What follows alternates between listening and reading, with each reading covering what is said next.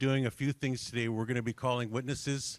As we call these witnesses for this work, there is an announcement from Leader Poilievre that he wants to say, and that's part of the work that we'll do. But as we call witnesses, we're going to be asking them to stand up, and then we're going to be handshaking them. My good brother Wilson Williams and I, who's also counselor and spokesperson for this Colt Mishokomeo, will be helping me. What the family has asked is that we be the speakers for today. We're covered with our blankets and also pinned with some money. And the money is, it's not a payment, it's a thank you for doing this work on behalf of the family. And part of what we do is we become the loudspeakers for the family about values, about what's important, but also Chief Commissioner Jules would have done this work if he was in his home community in his own way. We have different protocols across this country. There's over 600 First Nations and over 200 here in British Columbia alone. And so he's asked, since we're in the territory of Musqueam, Squamish, and Tsleil-Waututh, that we follow the protocols and traditions in an honoring process the way that we would do it here on the coast. Wilson? Thanking you. On behalf of the family, they have one work in mind to the announcement today. Not only are we recognizing 4 witnesses for the work, we are opening the floor to this work this morning. And thanking all of you for the presence and being that contemporary smoke signal to go back to your respective communities, families, as a witness to share what you saw today, how you felt today, and what you retain from the work that is at hand. So we can uplift our people and our community, not only for the announcement, but for the relationships in mutual respect and understanding. There was common words earlier, in a good way.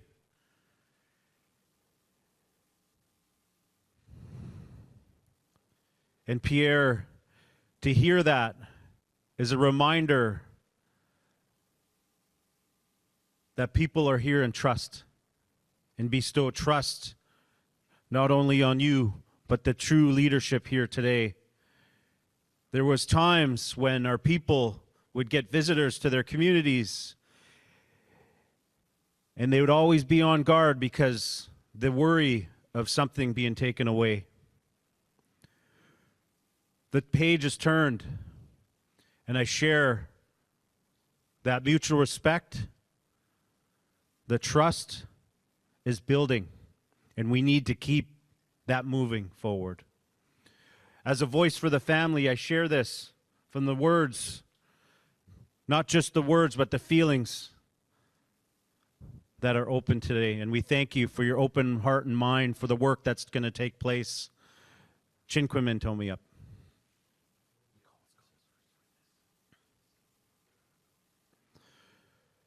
We have 4 witnesses.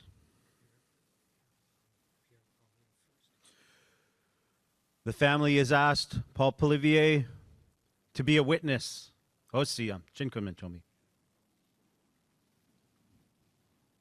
Part of our protocols, we have our family as that mutual respect and that call as a witness. He will receive quarters, 50 cents. As a sign of respect, and perhaps he'll go to the arcade. Next witness we'd like to call, and as we call these witnesses, they're speaking witnesses for today, but all of you in the room are asked to be witnesses and remember all of the words that are shared today, the songs that are shared, and go back to your communities wherever you're from and talk about all the things that happened today. That's our record keeping, since we had no videos, although we have videos today and cameras. We never had that. This is how we passed on our oral traditions. The next witness that we'd like to call upon is Chief Makadahay. We're asking you to be a witness today to the proceedings that are happening and share some of the teachings and words.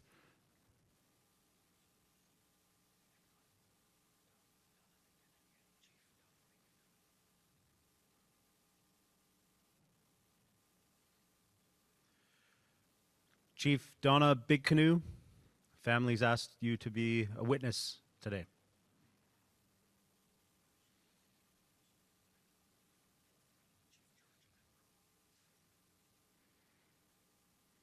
Chief George Lampreau, we're asking you to be a witness today, to share some of the teachings that you have, to share your thoughts about today. Chief Lampreau.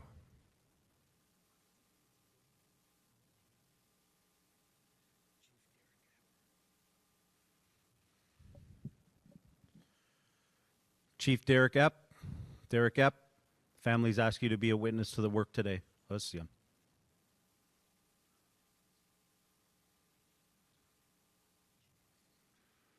Now that we've called the witnesses, we've explained a little bit about our culture, and we're bridging two worlds today in this announcement. We wanted to really open up the floor because from the work that we've been asked to do on behalf of our dear brother here, it's some of the historic words that are going to be shared today and part of history that is being shared. That's what we want to mark in history today through this process also, not only through this process that we have in a modern way, but also in our traditional way, because we become accountable to each other, respectful to each other. So I wanted to, the work is to do some of the gifting and such that we're going to do after, but also at the same time wanted to ask our first witness that we've called, Leader Poilievre, if we could share some words for us about the words that you have in your heart that you want to talk about today.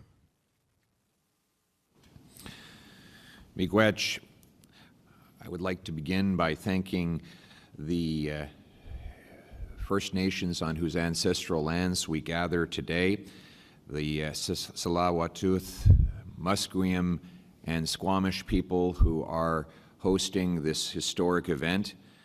J'aimerais bien remercier tous les chefs, les conseillers et surtout le chef commissaire de la Commission des impôts et taxes des Premières Nations, Manny Jules. Je pense que Manny est là. I want to thank Manny Jules, the First Nations chiefs and councillors who are here today, for bringing forward this historic proposal and giving me the privilege to endorse and firmly commit to implementing it. Today, we will introduce our commitment to honor Manny Jules' proposal for a First Nations resource charge. This is a historic change in how First Nations governments fund their operations by allowing them to collect directly the revenues from resource projects that happen on their lands and having the federal government cede tax room for them to do it. Je vais juste résumer le problème qu'on essaie de résoudre.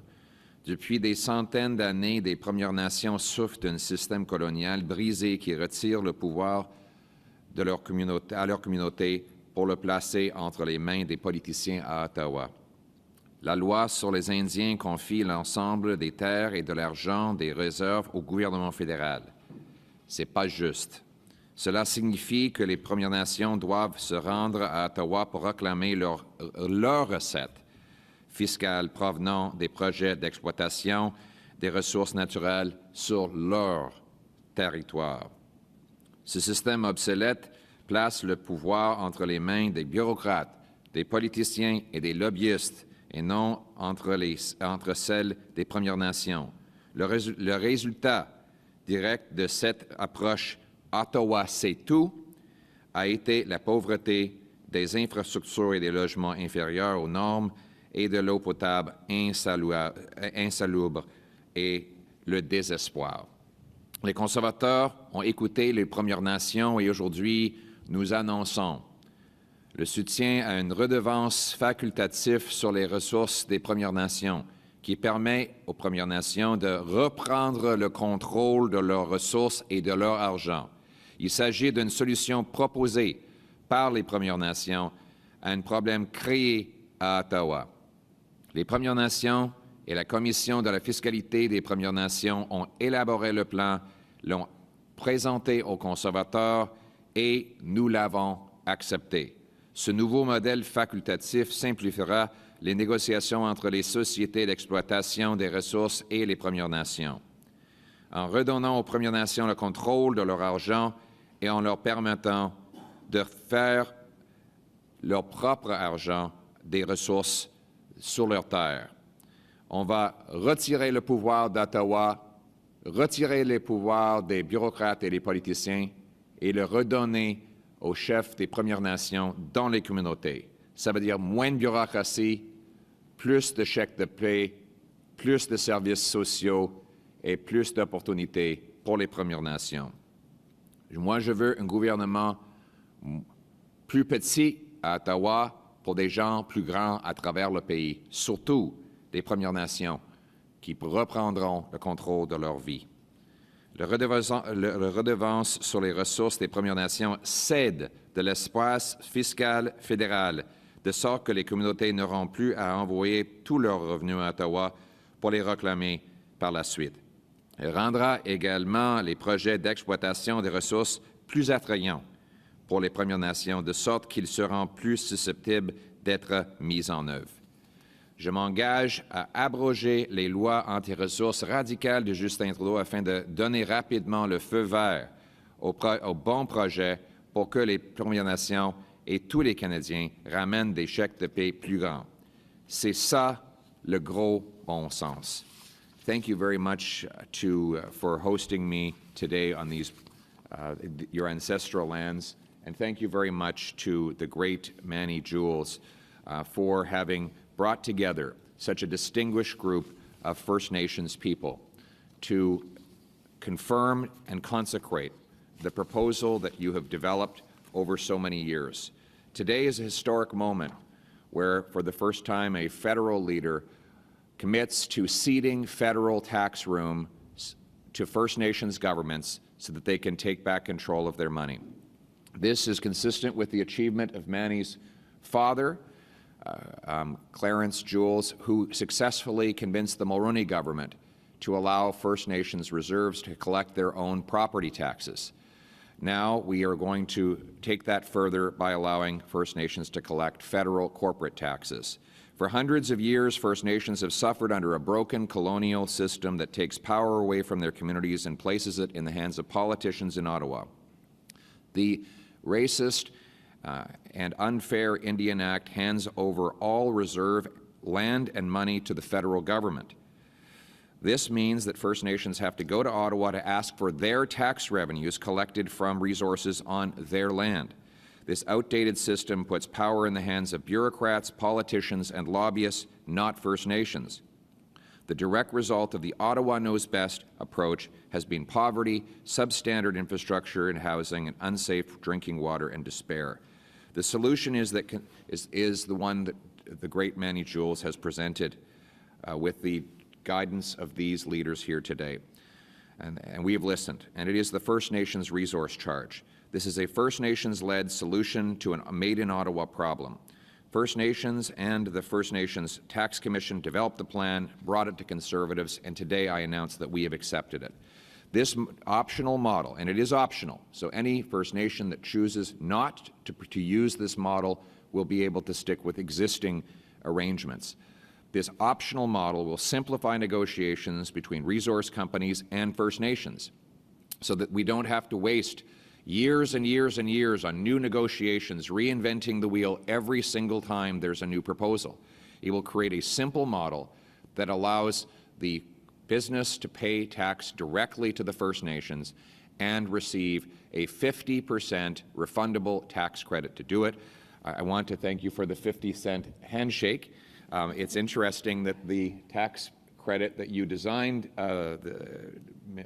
Chief Jules, is a 50% tax credit.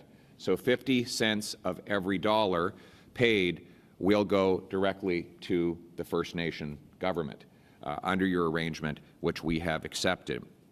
This will not preclude any community from continuing to use other existing arrangements, such as impact benefit agreements. It does respect the duty to consult found in the Constitution, and it upholds all treaty rights. Putting First Nations back in control of their money and letting them bring home the benefits of resource development will get faster buy-in for good projects to go ahead. In other words, more earnings for grassroots First Nations communities, not Ottawa gatekeepers. Those earnings will mean paychecks, schools, clean water, hospitals, and other wonderful opportunities. Only common sense Conservatives will fight for real economic reconciliation by supporting First Nations taking back control of their money and their lives. In conclusion, I want to thank the many leaders around this table and honor the thousands and thousands of years of ancestral history that you bring to this table. It has been said that there is a contract between the dead, the living, and the yet to be born, those that were, those that are, and those that will be. No Canadian can match the incredible longevity of the ancestral and cultural traditions that all of you bring to this table. I can only trace my ancestry back a few generations. You can trace it back thousands of years. And today you are bringing that, those many millennia of accumulated wisdom to this table. I believe that you have all the wisdom to make your own decisions and to run your own lives. I am but your humble servant, and I am honored to be here to serve with you today. Miigwech.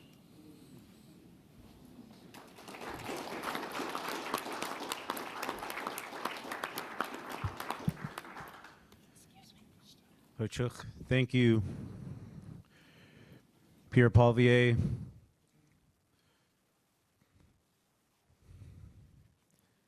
Thanking our women and our family here for the handshake, for more quarters to add to your heavy pockets. Someone was saying that I could take the first two to the arcade, but Chief Big Canoe said with inflation that you can't play at the arcade with a quarter anymore, so we need $1. It goes to the card where you can put it in the machines now. That's right.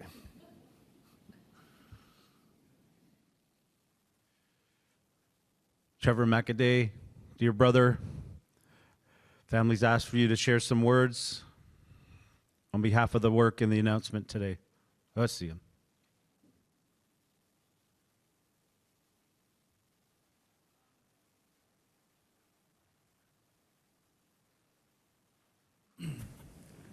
Good afternoon. Good afternoon. I just want to thank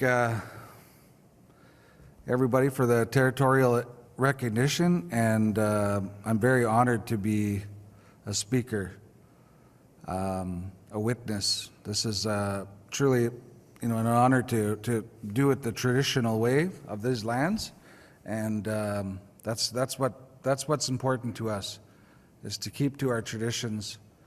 From the beginning of time, we've always done the same thing as our forefathers, and I'm sure our future generations will be doing the same thing. And I want to thank Manny Jules for bringing us all together to this historic event, and the elder earlier today for bringing us into this event in a good way. I've always thought that we need a place at the decision-making table. And Mr. Poilievre, I commend you on having the foresight and seeing that for us to go together and make Canada great again, we need to do it in partnership and government to government. I'm Chief Trevor Makadahay of Doig River First Nation, Treaty 8 signatory since 1900. We are one of many First Nation leaders of the First Nation Resource Charge. Many people are dissatisfied with the Canadian economy. We need major investment projects, but the regulatory process is ineffective, inefficient, and very expensive for industry and First Nation. Some blame us, and as a result, we experience racism. But we are frustrated. We want to do business and participate in the economy. The issue is that instead of formalizing our rights to revenues from our historic Treaty Number 8 and territory, governments have denied or minimized them. This forces First Nations and companies to negotiate costly, time-consuming financial arrangements for each project, causing billions in investment to leave Canada every year. When I first heard of the First Nation resource charge, I thought, yes, this will cut administrative costs and save time. We want to focus on building positive relations with industry, creating certainty for all, preserving our lands and treaty rights through sustainable resource development, not adversarial and paternalistic negotiations. We want to implement a charge like other Canadian governments to streamline business. The First Nation resource charge also requires intergovernmental collaboration from the provinces. Doig River is already working with the province of BC through our consensus document to consider the First Nation resource charge as an instrument in our own fiscal framework. Doig uses consent-based decision-making through our land use plan, so we will still reject bad projects and require meaningful consultation with proponents and government, even with the resource charge. But Canada and Northeast BC won't lose good projects for the wrong reasons anymore. The resource charge is going to provide the kind of revenue Doig needs to have clean water, healthcare, education, and opportunities that our non-Indigenous neighbors take for granted. The First Nation resource charge gives us an avenue for sustainable resource development with a true connection for First Nations to have with the balance between the environment and industry. It needs to be a collaborative relationship for it to work. Let's get it done. Thank you.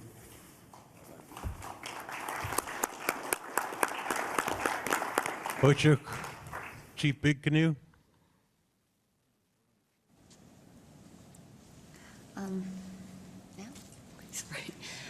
Good morning. I'm Chief Donna Big Canoe from the Chippewas of Georgina Island in Ontario. I'd like to say miigwech to our host territory for inviting us into their community and to the elder opening us up with a beautiful song to start the day off in a good way. I'm here to speak in support of the First Nation resource charge. A lot of people wonder why we need reconciliation. We could say it's because of poverty.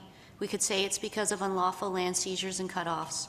We could say it's because of treaties done in bad faith.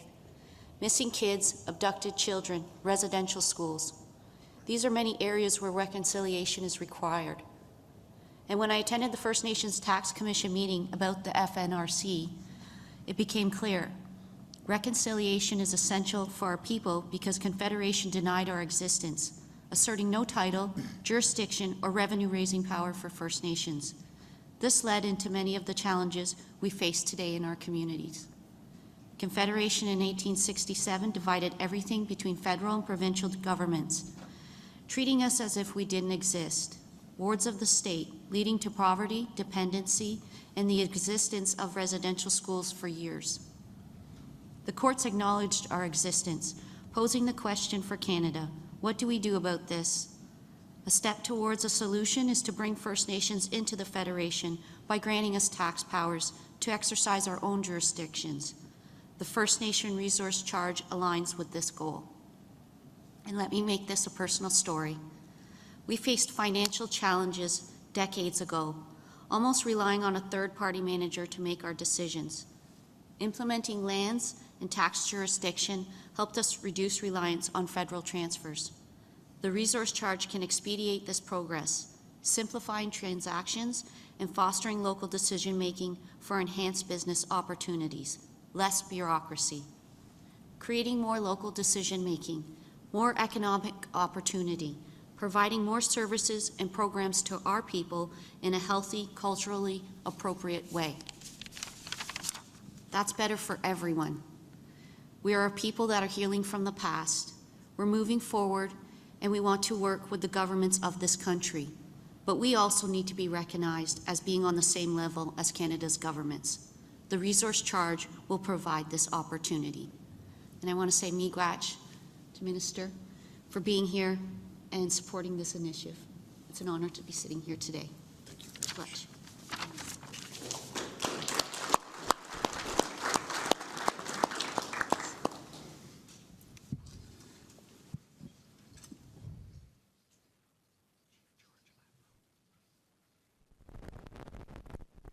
Thank you, Donna. Chief George Lampreau, dear brother, families ask you to share some words. Thank you. I'd like to as well acknowledge the elder for the welcome and welcoming us to our territory. It's always good to the territory we're on. It's always good to start out in a good way and honor the traditions we've had, and that's one of the most important ones. My name's George Lampreau, Chief for Simpcw First Nation, which is a member of the Tzeachten Nation. We're one of the first communities to include a resource charge in an agreement with a company back in 2016. I'm here to continue our leadership for the First Nation resource charge. Simpcw Nation is a crucial part of the North Thompson-Robson Valley economy in BC, being the largest employer and local investor. Collaborating with the Valley mayors, signing 4 MOUs to work together, we actively live and contribute to the regional economy. In my discussions, they've come to understand over the years our frustrations and offer support. Billions of dollars worth of resources were taken from our lands without our consent or consultation, leaving devastation and wealth elsewhere. The resource charge is a step to correct this. Other governments recognize our rights to the resource rent, other companies paying us directly because we hold those rights. To help us and help everyone in our region retain more dollars for local development, it fosters regional economical growth, providing opportunities for everyone. The simple truth is our future prosperity depends on making everyone prosperous in our region. While some believe Canada can't afford to share revenue room with First Nations, not sharing costs us more and hinders business. This needs to change, and the First Nation resource charge is a start to that. Real change means all governments need to offer tax room instead of revenue sharing. The Canadian economy and Canada works better when our governments are truly a part of a common sense approach in bringing economic reconciliation to First Nations across Canada. Our money stays local, our money stays regional, and we bolster those economies. That's the direction we like going. This is where the First Nation resource charge is taking us. And my hat's off to Mr. Poilievre for taking this on. Change is not easy in government. It takes courage to take that step to recognize the wants and needs of First Nations, of whom we heard are supposed to be the most important relationship with Canada. This First Nation resource charge is getting us to that relationship where we are benefiting together collectively for our region. So thank you very much.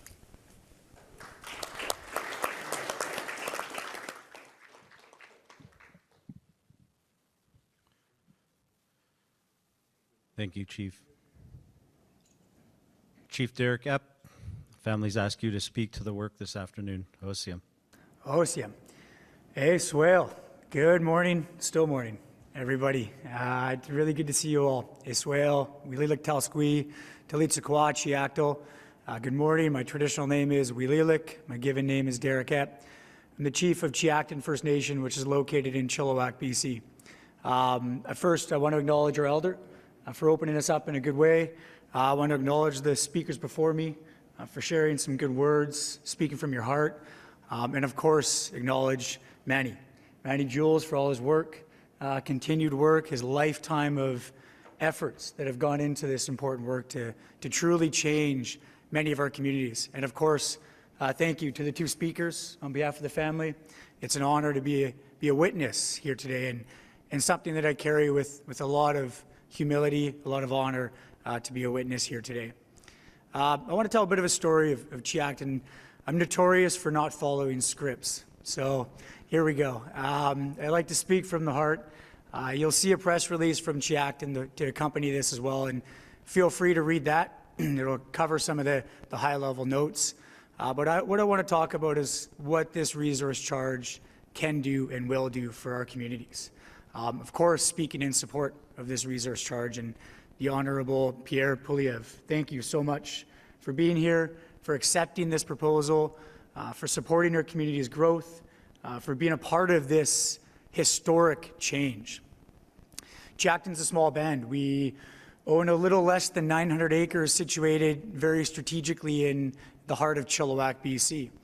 About 30 years ago, we were 95% dependent on federal funds, on federal flow-through of funds. Because of creative leadership, progressive leadership, utilizing tax. I love tax. I don't know a lot of First Nations that can say that. I love taxes. Because of progressive governance, and we heard a bit about the legislative boundaries that were put on our people. I don't know if you know this, but most Canadians probably don't. We quite literally cannot utilize our band-owned land for economic development purposes, quite literally. No lie. We had to get creative in the 90s. We worked around the bureaucratic system of Ottawa to develop our land in a way that we could actually profit from. We ended up working with a developer, leased out for $1 for our land to develop a shopping center that we call Vetter Crossing Plaza. In turn, they leased it back to us for $1 when we paid for the entire infrastructure to be built. In the 90s, that cost us a couple $1 million. Today, we generate about $65 million in sales on that shopping center. Its asset is worth in excess of $45 to $50 million. We own it. We operate it. We generate wealth from it. But we had to get creative. Now, fast forward 30 years, we've been able to flip the script of 95% dependency on government flow-throughs to 95% own source revenue, taxation, and I don't call it the 5% dependency. I call it our flow-through dollars that any level of government is entitled to. We've been able to do that by being dictated to on what taxes we can and can't participate in, what economies we can and can't participate in. Earlier today, we heard a lot of stories of hope in the closed doors meeting. We heard a lot of stories of our communities wanting to be able to meet our membership's needs. You know, our communities striving, leadership striving to do what we can do with the resources we have at our fingertips right now. Unfortunately, those resources still aren't open up to what we truly need. We want to be treated like governments, which means we want to have access to the same level of funding, economies, taxes, tax regimes that any level of government can. And that includes this resource charge. So I'm excited about this. I think, you know, the stories that I just told of Tzeachten will happen more and more when we're actually looking at these different relationships, these different forms of reconciliation. This is true economic reconciliation. This commitment by Pierre and his government to accept this proposal is unprecedented. It's never been done. And this is truly exciting. I think we heard a lot of talk about the 7 generations and what we do for the 7 generations ahead of us. But we also have to acknowledge that we're carrying the pain. We're carrying the history of the 7 generations before us. And that's why we're here. You know, I'm honored to be here. I'm, you know, working on the backs of our ancestors and building on the progress of our ancestors. And it's truly an honor to be a part of that. You know, a big thing we've all heard, closing the infrastructure gap. We're about $350 billion in infrastructure gap in First Nations communities across Canada. If we don't begin to address it, in a matter of 5-6 years, we'll be at about $500 billion. This resource charge is a perfect example of how we can close that gap. We'll be able to close gaps in servicing. We'll be able to actually meet our membership's needs to heal from the 100 plus years of intergenerational trauma, of the colonization process, of legislations that have really dismantled our communities, our cultures, who we are.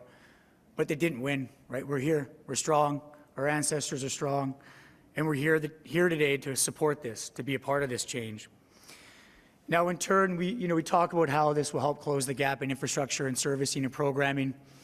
But I think part of what Canada wants to hear is that, you know, this resource charge will in fact stimulate our economies as well.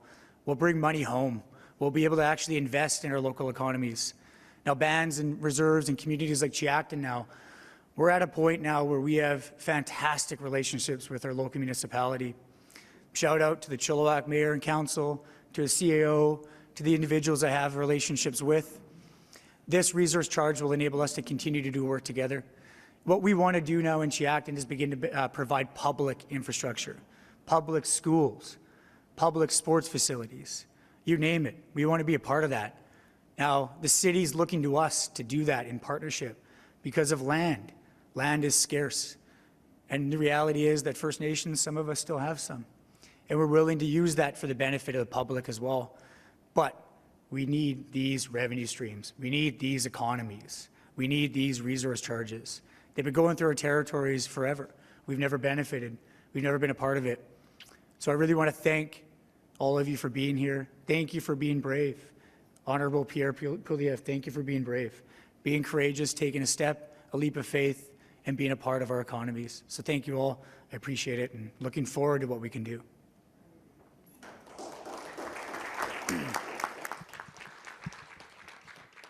Hochika to the speakers and the announcement today, which was the work that we had in mind, but also at the same time as the words that are shared. Although we've modified some of our customs and traditions and protocols, like we said, for a modern day context, we do practice this in our longhouses in a similar fashion in our communities. We do call the ancestors in at times to do this work for memorials, for weddings, for funerals. So this is something that happens that's very similar to what happens in our community. So just wanted to announce that to everyone of what we're doing. And so the commitment on behalf of the party and the leader to First Nations in this way is really unprecedented. So be able to work together in a modern context to enshrine culture into what we do. It should be the way we do things in the future going forward. I think it's just a way that has been passed on for so long. So want to acknowledge that. The family does have a little bit more work in mind. They wanted to have some, provide some gifts and blanket to the Honorable Pierre Poilievre. So what we're going to do is we're going to do that right up front here. Okay, so if we could have you up front, and also the witness speakers, if you could flank and stand beside him as well, we'll do that. And then once you're standing up front, we do have a helper right here. Up, if you could hold up your hand, he'll just show you the line actually that we want you to stand. So if you could move up front and just be careful as you go through there. There's enough room. There should be enough room for everyone as we go up. Yep. And this will be the photo op. Also, if we can get Sapalak to come up front as well. He's going to share a song during the photo op, so this will be your time.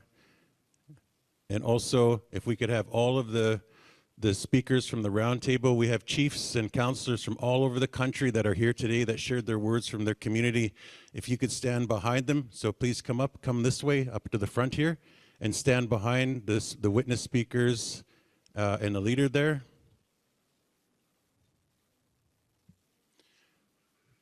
Wilson?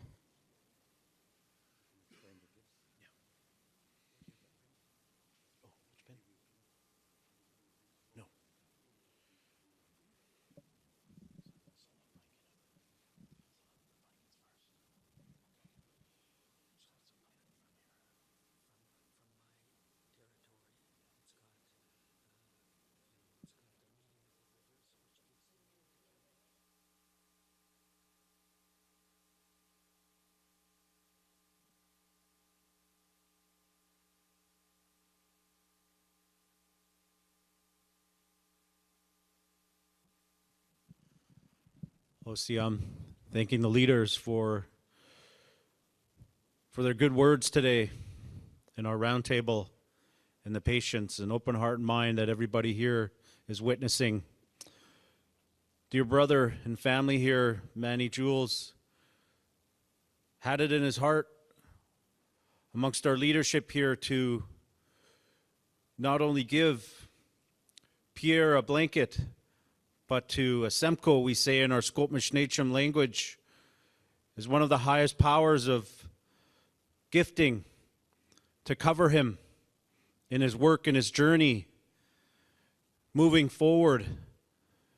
Like I said earlier, thanking and acknowledging the gifts people have as leaders, which most of the time is not acknowledged in a way you would see like watching professional sports. It's a way where we walk where it's not acknowledged as much as it should be. I want to share some words on the blanket. It comes from dear brother Manny's village, the meeting of the two rivers.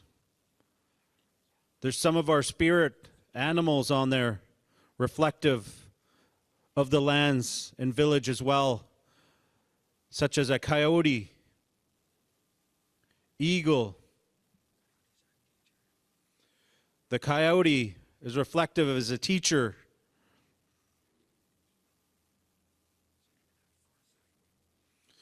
And the eagle is representative of the foresight, which is needed as being a leader. And the horses on the blanket is representative of the area as well, as his family in the village come from horse people. So, and the salmon as well, as they are salmon people. So it's a high regard to hold them up for a leadership journey, but we are making history today. The work didn't just start today. It's been a journey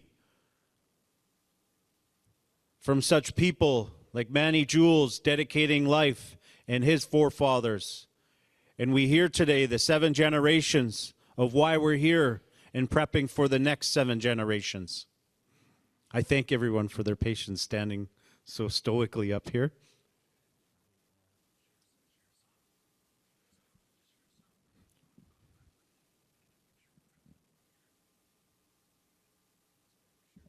Dear brother Sapalak is going to share a celebration song, journey song, to commemorate the moment today.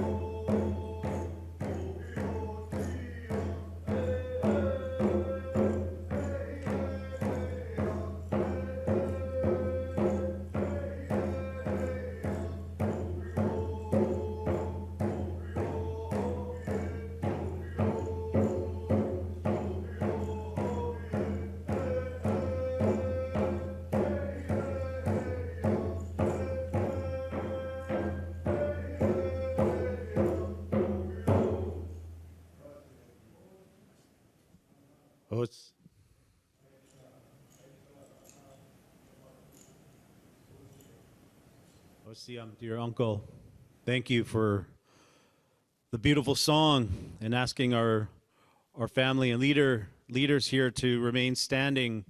As I explained, not only we're covering our leader here with a blanket and a Simpcw in him, the family has come bearing other gifts. We have a dagger symbolizing and reflective of cutting of the red tape.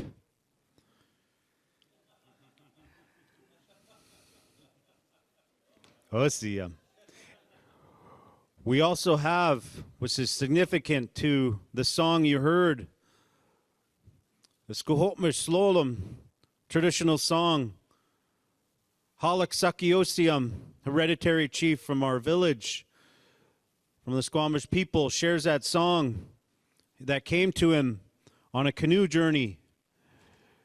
So the paddle is another gift that's reflective and symbolizes the journey we are on moving forward. But it's also true to the round table and to many other meetings that got us here, to the accountability of the word shared. So it is not just lip service. It is not just a token to come in and say things. It is action. It is a path forward where the barriers become eliminated, not only for Indigenous people to work together, for us to work together with government in our communities to have a stronger connection and vision for our communities in our reflective areas we come from. So we thank you to the family for allowing this work to happen, and all of you for having that open heart and mind. Hoichiga. So as we move through the process, we want to hold up our hands to everyone. This is all the work the family had in mind for today. Thank you for following the protocols and traditions in our community. Chief Commissioner Jules and your family at the First Nation Tax Commission. That's the work all that we've had in mind for today. So what we're going to do is close the floor now. Means the floor is closed. We've called our ancestors in. Now we let them know that the floor is now closed. And what we're going to do is going to transfer over to Sebastian. He's going to come up, and then we have some the Honorable Pierre Poilievre and some chiefs to be able to do a Q&A session with the media. So it'll be a facilitated Q&A session. Sebastian, if I can call you up front. And also thank you to everyone and all the chiefs that are up there. We can now disperse into our seats. Thank you. Hoichika.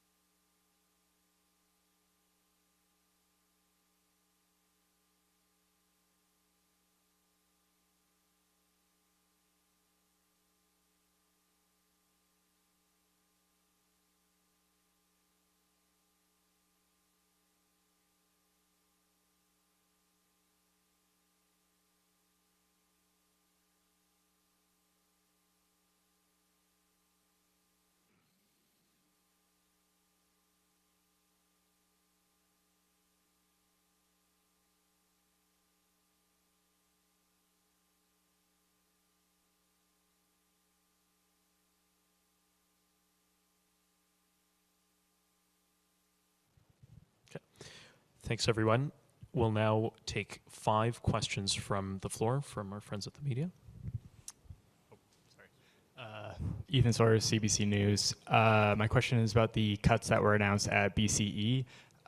Bell is blaming the federal government for moving too slowly to provide relief for media companies. What is your response? Thank you for the question. After 8 years of Justin Trudeau, people are losing their jobs. We see a troubling trend of rising unemployment over the last 4 months. This is because of a costly coalition with high taxes, burdensome red tape, and an uncompetitive business environment. It's driving our jobs and our money out of the country to foreign nations that are prospering at our expense. Common sense conservatives will axe the tax, build the homes, fix the budget, and stop the crime. All of those things will make Canada a better place to do business. We'll also repeal censorship laws so that more entrepreneurial media businesses can start up. We see great media enterprises starting grassroots from the ground up, but they need to have the freedom of expression of the internet and an open democracy in order to do that. And that is why we will move quickly in the early part of my term to repeal C11 and other censorship and put Canadians in charge of what they see and say online. Thank you. Thank you. Next question. Hi, good morning. Bob Mackin with the Breaker.News. I wanted to ask you a question about gatekeepers from a different perspective. The gatekeepers, the people that are behind government offices that spend tens of millions of dollars, if not hundreds of millions of dollars a year, keeping public records secret, delaying the release of public records, keeping them away from the public that pays taxes for the public records about how their government operates, and us in the media. Information Commissioner Carolyn Maynard has called the system broken, and she's called out the Trudeau government for not upholding the law. And of course, we know the Prime Minister promised in 2015 disclosure by default. It hasn't been that way. There's new stats out this week about the immigration, finance, and health departments being among the highest blown deadline rates, and how finance and environment have among the lowest full disclosure rates of documents. And meanwhile, there's also the $700 million or so that are spent every year of tax dollars to administer the House of Commons, which is not covered by the law. Very little information, relatively speaking, is released to the public that owns the institution. So if you form government, will you fix the access to information system? What would you do to fix it? And will you add the administration of the House of Commons to the access to information law? Thank you for your question. The first question was, will we fix the access to information system? Yes, we will. We will speed up response times. We will release more information. We will give the Commissioner more power to override the gatekeepers within the government and favor transparency over secrecy. The second part of the question, I think we need more automatic disclosure from the House of Commons and the Senate rather than ATIP. ATIP is a very bureaucratic system. If you apply ATIP itself to Parliament, what you'll end up doing is adding a massive new bureaucracy that has the same obstacles that would bring the same obstacles into the parliamentary spending that you already see in other government spending. So instead of that, I think we need to do is more proactive release of the expenses and the decisions of the parliamentary precinct, so you have it by default. After 8 years of Justin Trudeau, we see more corruption, more cover-ups, more misery. We see the Prime Minister is trying to cover up his own scandals. We saw he lied about his involvement in inviting a Nazi to the President of Ukraine's visit. We've seen the government cover up his spending decisions. We see them trying to cover up what they did with the ArriveCan app. $54 million spent, 76% of the contractors did no work whatsoever. And just yesterday, they shut down a committee hearing into that very scandal, which is under RCMP investigation. Justin Trudeau is not worth the cost, not worth the crime, and not worth the corruption. Thank you. Thanks so much. Next question. Yeah, oui, bonjour, Catherine Dib de Radio-Canada. So this week you took a stance against puberty blockers for minors. So I was wondering if you were going to enact a ban against puberty blockers before 18, and if so, how will you do? How will you proceed? En français, s'il vous plaît, aussi. En anglais et en français. Mes commentaires d'hier ont déjà répondu à cette question. Donc, je vous invite de regarder ces commentaires. Thank you. Next question. Okay, my question is similar. Will you enact a ban on hormone or puberty blockers for minors after your own convention, your party's convention, endorsed such a policy? I answered that question yesterday, so I invite you to look at that answer. Thank you. Thank you. Sorry, we're just going to move on to the next question. This will be the final question. Hi, Jared Yeager from the Post Millennial. I have a question regarding MAID. So the federal government recently postponed the expansion of MAID to those with mental health conditions until after the election. What's your response to this, and what will the Conservative government's policy be regarding MAID and mental health? We're against MAID for the sole reason of mental illness. So, you know, Justin Trudeau has once again pursued a radical agenda that is totally out of step with the values of Canadians. He has pushed for medical assistance in dying for people whose only condition is mental illness. Let's consider what this means. If someone is mentally ill, they have no other ailments. Justin Trudeau would suggest that they could consider a lethal injection. This while we have an addiction crisis. Addiction is a mental illness. So first, when we have people addicted to drugs, what does Trudeau and the NDP say? Give them more opioids. Prescribe them fentanyl, which is 100 times more powerful than heroin.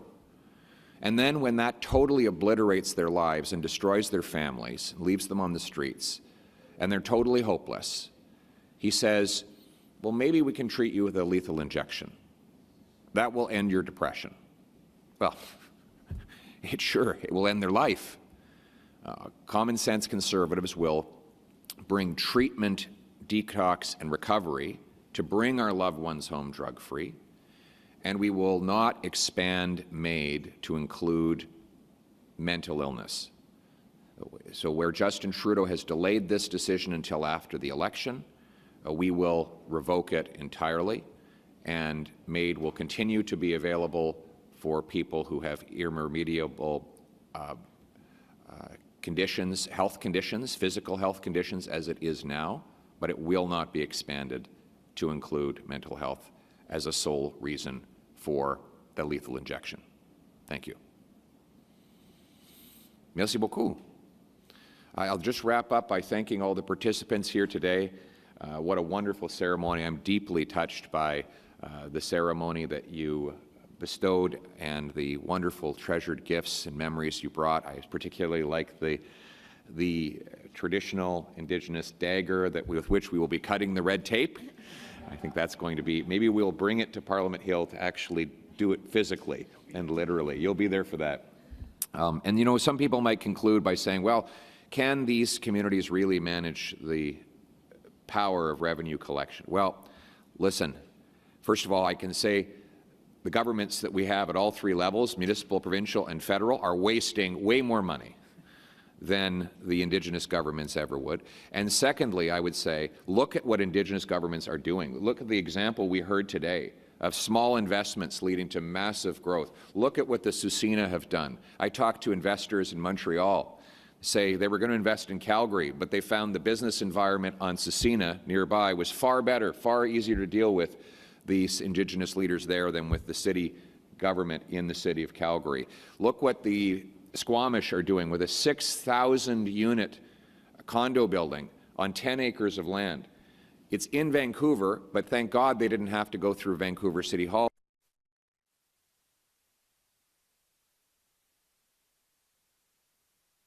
Done in a Canadian municipality today.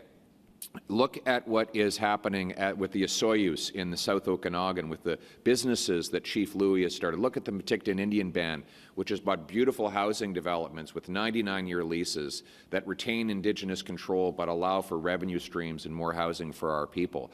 It's becoming increasingly clear that Indigenous governments are better run than municipal, provincial, and federal governments, and more competent, more forward-looking, and I think they are going to be the centers of wealth generation and opportunity that could inspire better government for municipal, provincial, and federal administrations. And boy, do they ever need improvement. Our governments are misrun, are mismanaged, incompetent, and that needs to change. So it's about getting back to the common sense of the common people, united for our common home. Your home, my home, our home. Let's bring it home. Miigwech. Thank you. Thanks again. That was fun.